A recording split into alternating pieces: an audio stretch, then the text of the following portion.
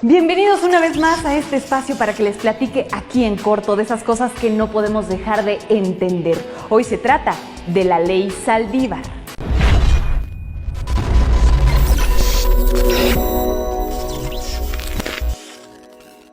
Arturo Saldívar, ministro presidente de la Suprema Corte, presentó a sus compañeros la consulta extraordinaria para discutir si es constitucional o no la ampliación de su mandato. Esto porque el Congreso aprobó que siguiera al frente de la Corte y del Consejo de la Judicatura 2 años más de lo que establece la propia Constitución. Ante la avalancha de reclamos, protestas y opiniones sobre el asunto, la Suprema Corte de Justicia de la Nación va a ser quien decida el futuro de esa propuesta. Punto número 1. El origen.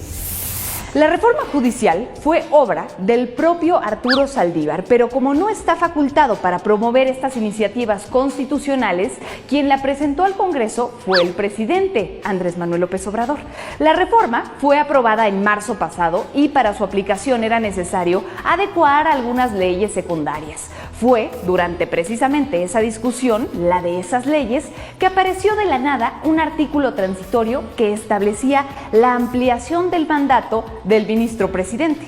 Este artículo fue presentado por el Partido Verde, el aliado del presidente ahora de Morena, y los partidos del Trabajo y Verde de inmediato lo estuvieron aprobando. La oposición acusó de un albazo. Hubo gritos, hubo sombrerazos, pero nada pudieron hacer.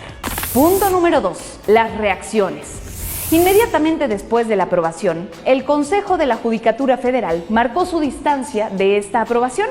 En la mañanera, el presidente tuvo que considerar que la decisión es constitucional y dejó claro que Saldívar era su gallo para implementar la reforma judicial. Pero Diego Valadez, constitucionalista del Instituto de Investigaciones Jurídicas de la UNAM, calificó el hecho como un disparate. De hecho, aseguró que es inconstitucional, sin matices ni interpretaciones, al grado que un estudiante de primer semestre de Derecho podría darse cuenta. Los partidos de oposición consideraron que se trató de una movida del presidente para poderse apropiar del Poder Judicial y los malpensados lo ven incluso como un experimento del presidente con miras a extender su propio mandato, la reelección. Número 3. ¿Pero qué dice la ley?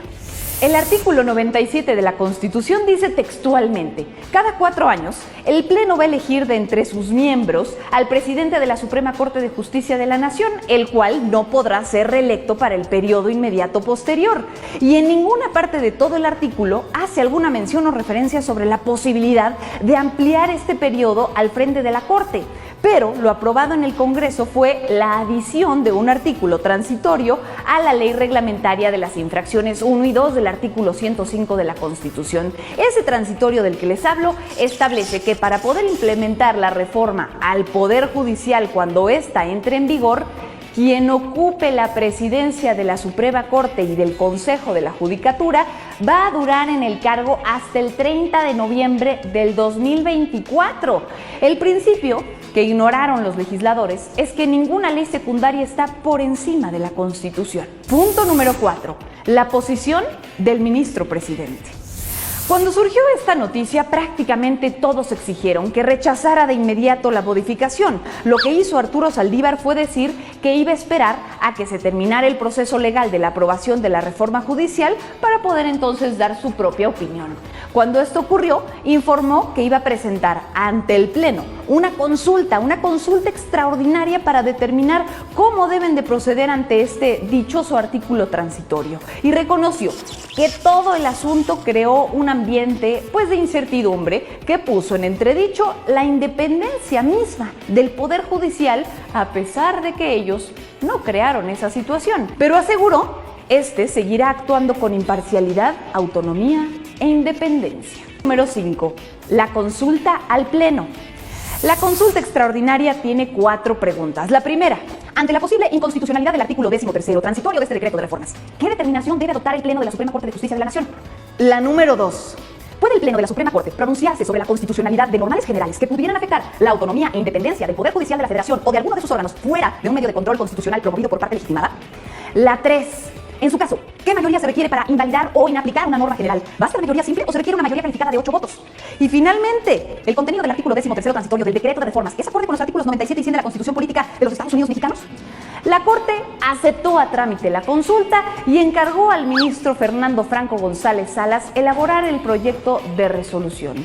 Así que como conclusión, mientras la Corte resuelve un problema que no creó, el presidente una y otra vez ha insistido que Saldívar es el único capaz de implementar la reforma judicial y con su insistencia se ha llevado entre las patas a los demás ministros, a quienes califica de estar al servicio del antiguo régimen, incluidos los 3 que él mismo propuso.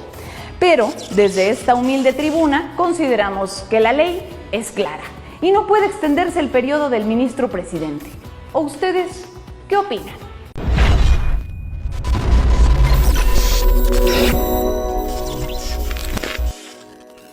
Y no puedo irme de aquí, por supuesto, sin invitarlos como siempre a que nos sigan en todas nuestras redes sociales en Milenio. Ahí les vamos a estar entregando información de calidad constantemente. Por aquí nos vemos a la próxima.